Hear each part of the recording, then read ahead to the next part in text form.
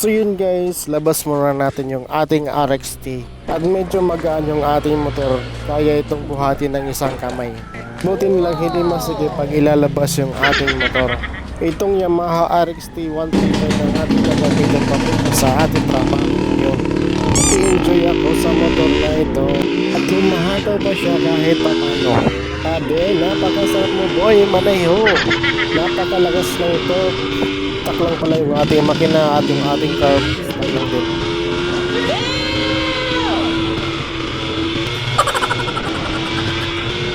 Ang sarap ihataw itong motor na to.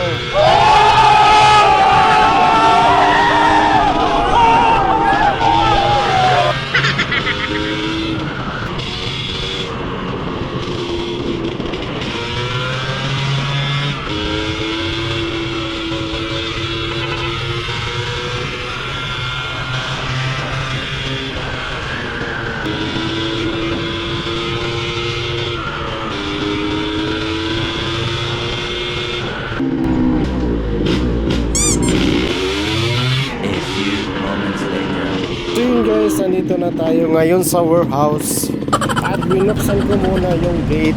Ito lang natin i-park yung ating motor dahil mamaya pag lumamig na yung makina, hugasan naman natin ito.